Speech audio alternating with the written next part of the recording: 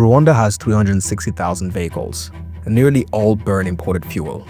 Every year, 30,000 more join them on roads that were not built for this volume.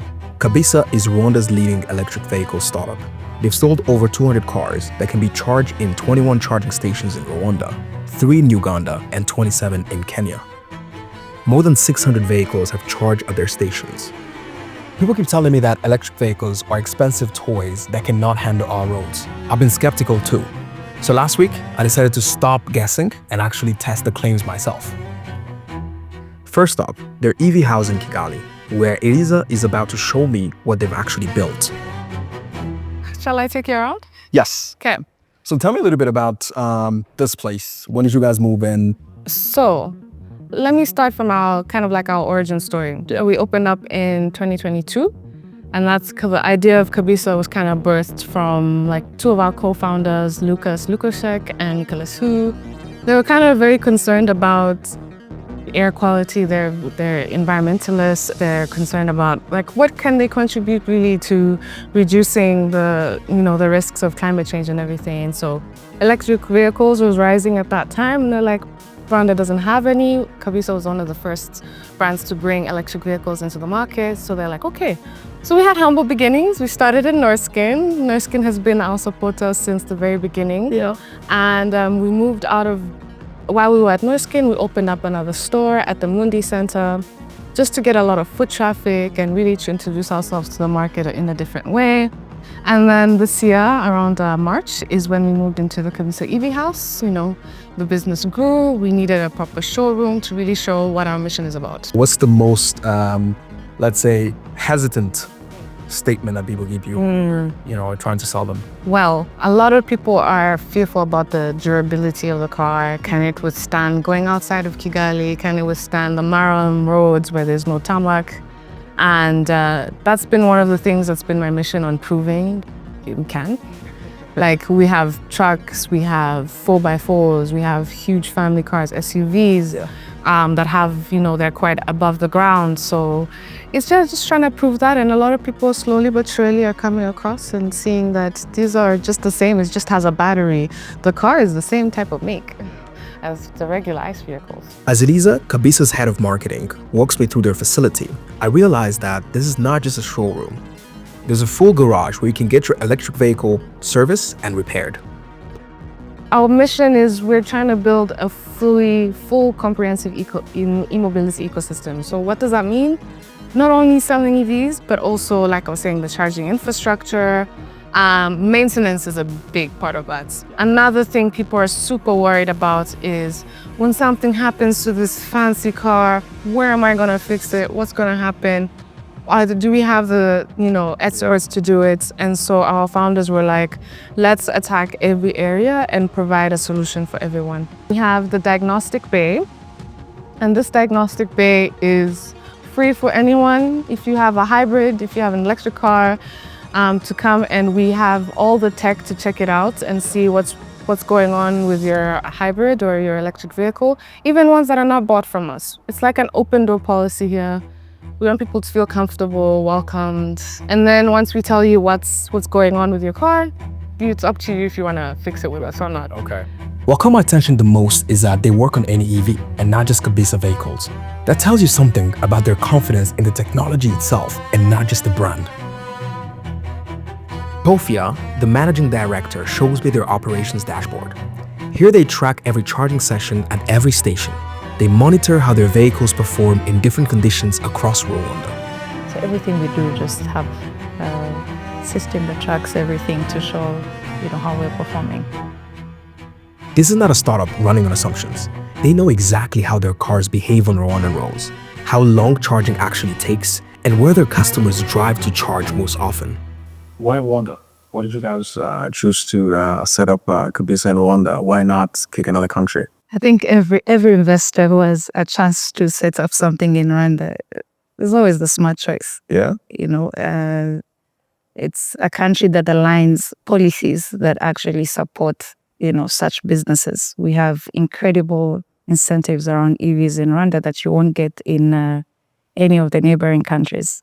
Yeah. Of course, the security, the support that the government gives really is a no-brainer for any investor to actually invest in Rwanda. There's been a question around pricing when it comes to electric vehicles, right? A lot of customers are like, okay, great, they look nice, and I would definitely love to have one of them. But I kind of feel like they might be out of my price range, all right? What are your thoughts on that? And how are you guys overcoming that? And is there a car for everyone here? Yeah, there's a car for everyone. Yeah. We have about starting from 18 million to 180 million. So depends on what you want and what you can afford. Yeah. I think that issue was there before the new incentive, where now EVs are tax exempted. Yeah. And hybrids and ICE cars are not. So if you look at the price of the ICE car and hybrid and versus an EV, it's EV have now actually become cheaper. I think the issue that we have is that we've been so used to buying second-hand ICE cars that we want to compare that price with a whole brand new car. But if you are to look at it and say, okay, let's say a BYD U1 versus a RAV4, and they're both brand new, then the prices are relatively cheaper than the ICE car. It's just that we've been thinking, 18 million, 20, but you're buying a car that is secondhand. It just came to Rwanda, but it has been working in another country for years, 10 years and all that. But yeah, when you compare both brand new cars, then the prices of EVs are actually becoming cheaper. This is Marumbo. Marumbo started off 2 years ago as a business development and sales manager. Now he leads the startup's expansion across East Africa. Thanks for having me, man. Yeah. I mean, yesterday we had a very good conversation with the whole team. Got to visit the EV house a little bit. Okay. And everybody told me that, hey, you're the guy with all the answers, and you need to show me one of the cars today. Okay. Since we've seen a few of the other cars, I think where I would like us to start is the car that I think everyone can have. Okay. Because I think sometimes people think of electric cars as the cars only meant for certain kind of people. And our goal as Kabisa is to be able to sell cars to everybody. So we've got a wide range of vehicles. I think you saw the pickups, you've seen the SUVs, but we're going to start at our most affordable vehicle. Yeah. And it's called the Star Wars, and I think we can get started there. Yeah, let's go. Cool. All right, so tell me a little bit about the car. Okay, so this car is made by a company called Geely. Okay. And it's the third biggest EV brand in China. So we deal mainly with Geely and BYD. I think they might have told you this. Yeah. Especially also on the commercial vehicles. And so this vehicle is probably our latest entry model. Yeah. It's got about 330 kilometers on a full charge. Okay. So depending on who you are, if you're driving... But what does that mean? What does that mean? Yeah, so if you're driving within Kigali, if you go to work, back home, you visit your friends, it means with one charge, you'll be able to use this car all week. Typically, so what I do, like I drive a similar car, about 320 kilometer range. I basically charge on like a Friday, because that's when you're going to see the homies. But typically Monday to Friday, I don't need to charge the vehicle. And I'm just going back forth work, buy some groceries, visit a few friends, and that allows me to have a charge over the week. And so typically that will also cost you around 9,000. So 9,000 for full charge. For full charge. 0 to 100. 0 to 100. Okay. And you're using this vehicle the whole week. Compared to like your other vehicles, you're looking maybe 3x, 4x that price. And how long does that take to get the charge? A full charge. 0 to 100? Right. So this car has about a 30 kilowatt battery. Okay. And so what that means, if you're charging from home, for example, so we do give you a home unit that you can use, that goes about 6 kilowatt an hour. You're looking about an overnight charge, so 5 hours if you're going from 0 to 100. The other dope thing is that you don't really always need to go from 0 to 100. You can always just type up. And so like 2 hours, you're back. 9,000 francs. 9,000 francs. Wow. Yeah. Okay. So it's pretty decent. Pretty interesting. Let me take you around if you want to say. Let's, yeah. The price surprised me in a different way. This car costs 26 million Rwandan francs.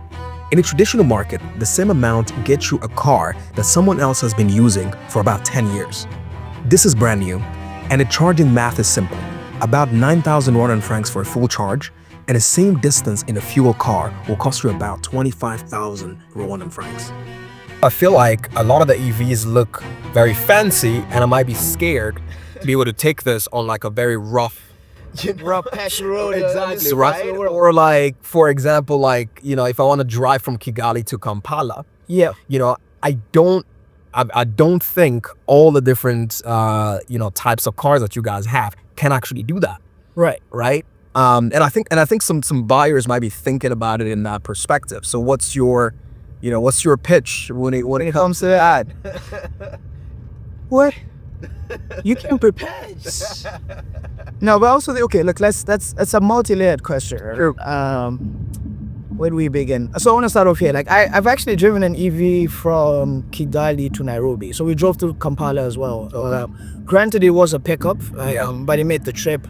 And like the small car that we're in now, it would make the trip.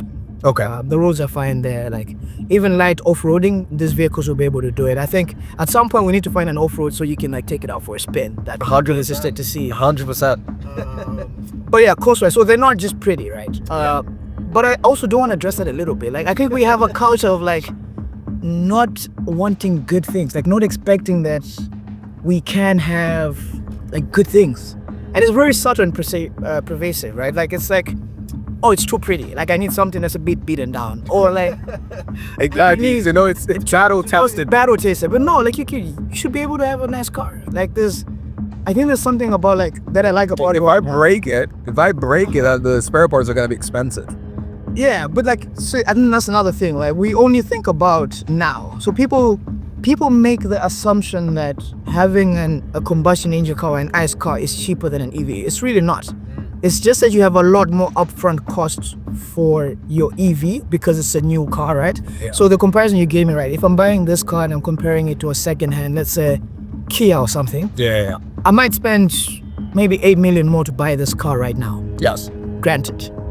But the amount of cost that you're going to have repairing your car, like maintaining it for your ICE car, you find that within 2 years, you've spent just as much as what I spent initially on that 8 million.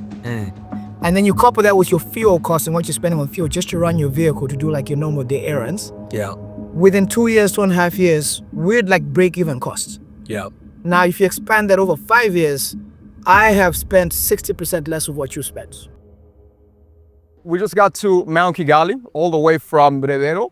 Mount Kigali is one of the most famous, hills in Kigali, and we still have about 30% of our battery still on in the car. And we're gonna be trying to see if this car can actually survive a street like this, right? So not everybody has paved roads, and we're gonna be seeing that, can this car actually survive this? And yeah, it's gonna be exciting. So I'm excited about that.